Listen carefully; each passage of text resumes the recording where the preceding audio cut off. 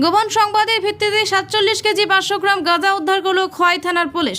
নেশা কারবারিদের দৌড়াতে লাগাম যেন কোনোভাবেই টানা সম্ভব হচ্ছে না। প্রতিদিনই রাজ্যের কোনো না কোনো থানার পুলিশের হাতে আটক হচ্ছে নেশা সামগ্রী, সাথে আটক হচ্ছে নেশা কারবারি। এরপরেও থেমে নেই নেশার রমরমা বাণিজ্য।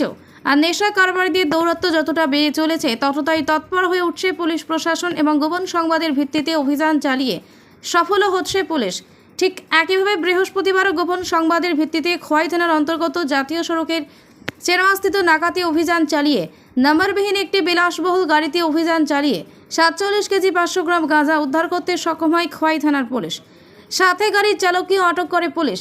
আটককৃত চালকের নাম রজনী দেববর্মা, তার বাড়ি চম্পকনগর থানা এলাকায়। ঘটনার বিবরণী প্রকাশ বুধবার গভীর রাতে ডিএসপি খোয়াই প্রীতম চন্দ্র এর নিকট গোপন সূত্রের মারফত খবর আসে যে চম্পকনগর থেকে একটি মারুতি গাড়ি করে প্রচুর পরিমাণে গাঁজা পাচারের উদ্দেশ্যে নিয়ে যাওয়া হচ্ছে। সেই মোতাবেক ডিএসপি প্রীতম চন্দ্র খোয়াই থানার ওসি সুবীর মালাকারকে অবগত করেন।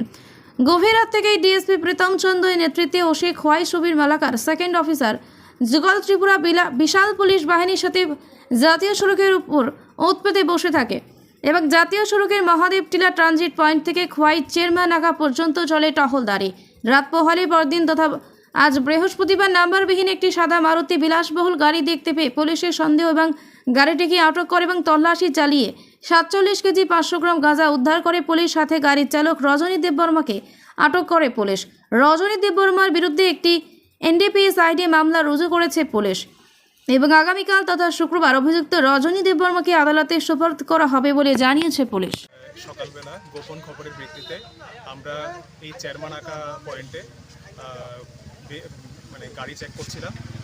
তারপরে এই রজনী দেববর্মার গাড়ি আমরা পেলাম। গাড়িতে সন্দেহজনক হওয়ায় আমরা গাড়ির খুলে বিভিন্ন চেক করার পরে এখানে প্রায় ৪৭ কেজি ৫০০ গ্রাম গাঁজা আমরা পেলাম। এখন আমরা রজনী দেববর্মাকে অ্যারেস্ট করেছি। এখন আগামীকালকে ওনাকে আদালতে প্রেরণ করা হবে। ওনার যে বক্তব্য, এটা কমলপুরের উদ্দেশ্যে যাচ্ছিল, চম্পকনগর থেকে গাড়িটা আসছিল, এখন এটা কমলপুরের উদ্দেশ্যে যাচ্ছিল।